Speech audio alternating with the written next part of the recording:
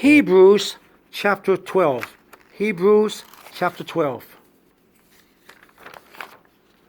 Wherefore, seeing we also are compassed about with so great a cloud of witnesses, let us lay aside every weight and that sin which doth so easily beset us, and let us run with patience the race that is set before us, looking unto Jesus, the author and finisher of our faith, who for the joy that was set before him endured the cross, despising the shame, and is set down at the right hand of the throne of God. For consider him that endureth such contradiction of sinners against himself, lest ye be wearied and faint in your minds. Ye have not yet resisted unto blood, striving against sin. And ye have forgotten the exhortation which speaketh unto you as unto children. My son, despise not thou the chastening of the Lord, nor faint when thou art rebuked of him. For whom the Lord loveth, he chasteneth, and scourges every son whom he receiveth. If ye endure chastening, God dealeth with you as with sons. For what son is he whom the Father chasteneth not? But if ye be without chastisement, whereof all are partakers, then are ye bastards and not sons. Furthermore, we have had fathers of our flesh which corrected us, and we gave them reverence. Shall we not much rather be in subjection unto the Father of spirits and live? For they verily for a few days chastened us after their own flesh, for our profit, that we might be partakers of his holiness. Now no chastening for the present seemeth to be joyous, but grievous. Nevertheless, after it yieldeth the peaceable fruit of righteousness unto them which are exercised thereby.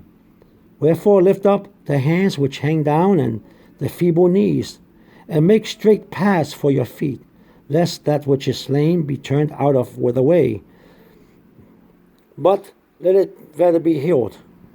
Follow peace with all men, and holiness, without which no man shall see the Lord.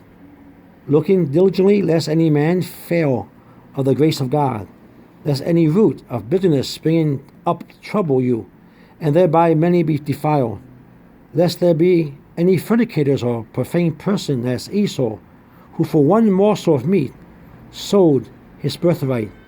For ye know that how that afterwards, when he would have inherited the blessing, he was rejected, for he found no place of repentance, though he sought it carefully with tears. For ye are not come unto the mount that might be touched, and that burned with fire, nor unto blackness and darkness and tempest, and the sound of a trumpet, and the voice of words, which voiced they that entreated that the word should not be spoken to them any more, for they could not endure that which was commanded. And if so much as a beast touch the mountain, it should be stoned and thrust through with a dart. And so terrible was the sight that Moses said, I exceedingly fear and quake. But ye are come unto Mount Zion, and unto the city of the living God, and the heavenly Jerusalem, to an innumerable company of angels, to the general assembling and church of the firstborn which are written in heaven, and to God the judge of all, and to the spirits of just men made perfect, and to Jesus the mediator of the new covenant, and to the blood sprinkling that speaketh better things than that of Abel. See that ye refuse not him that speaketh, for if they escape not who refused him that speak on the earth, much more shall not we escape if we turn away from him that speaketh from heaven, whose voice then shook the earth. But now he hath promised, saying, Yet once more I shake not the earth only, but also heaven.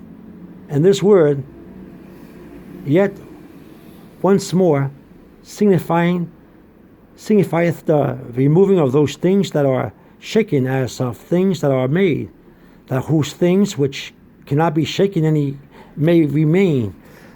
Wherefore we, receiving a kingdom which cannot be moved, let us have grace, whereby we may serve God acceptably with reverence and godly fear.